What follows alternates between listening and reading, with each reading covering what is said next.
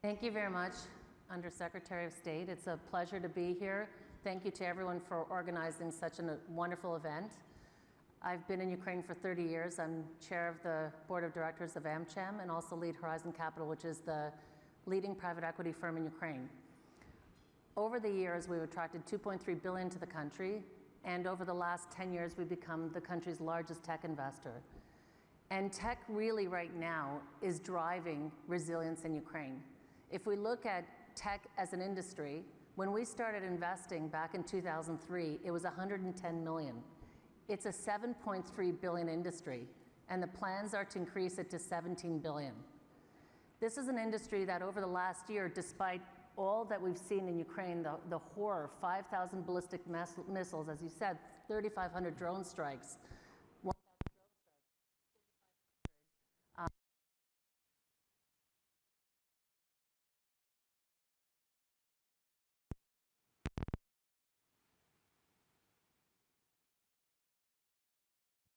So despite all the horror that we've seen over the last year, we see a tech sector that is resilient, that has grown over 6%, that employs a great deal of young, new generation professionals across the country.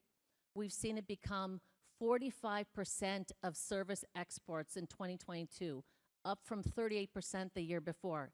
We've also seen that this tech sector is exactly what Undersecretary of State you're saying in terms of gender equality and inclusivity. Over the last decade, the number of women in the sector has increased 10 times. So the tech sector in Ukraine, despite the challenges, the tech sector is flourishing.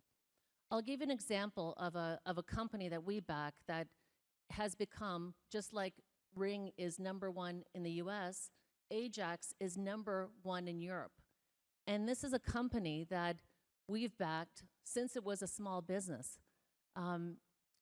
They have over 4 years grown 67%. In the last year, they grew 41%. They were producing 100% in Kiev. In 35 days, they moved 160 20-ton truckloads to the EU border. They were 4 times their production capacity already in April.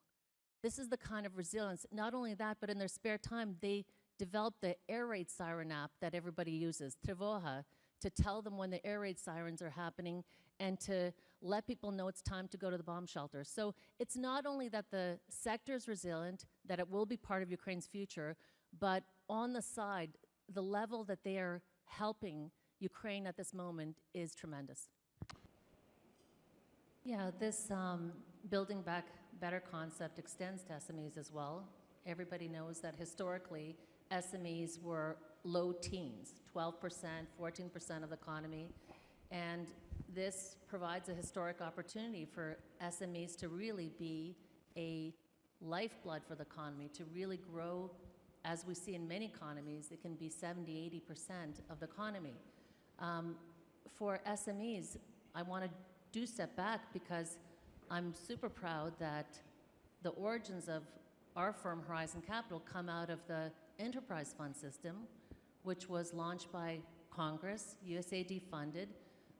We're one of 10 enterprise funds that were formed after the fall of the Soviet Union and really focused on developing SMEs in the private sector in Ukraine. The first grant was $150 million, but not everybody knows that this year, another $135 million was provided to Western and Enterprise Fund in order to fuel SMEs, and that's everything from high impact, low interest loans, to ensuring that those amounts, those, both microcredits, high impact, low interest loans, but that they're reaching beyond the IT sector. Tech is very important, but also the businesses that are being set up now in the creative cluster throughout the country. This is a government priority, not only in Ukraine, but for allied governments as well. You will have close to 800,000 veterans returning. There is a huge push and interest in assisting them and their families to start their businesses. Tech enables that as well. We see that with one of our investments is the largest e-commerce platform in the country.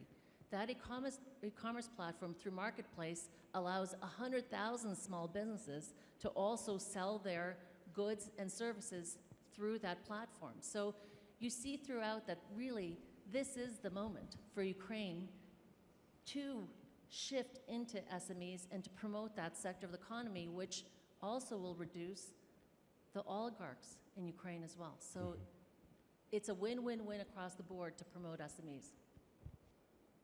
Public-private partnerships are essential, and when we think about public-private partnerships, we think of the concessions, the port concessions that were granted right before the war, the full-fledged invasion. At the same time, I want to urge everyone to think of it in a broader way.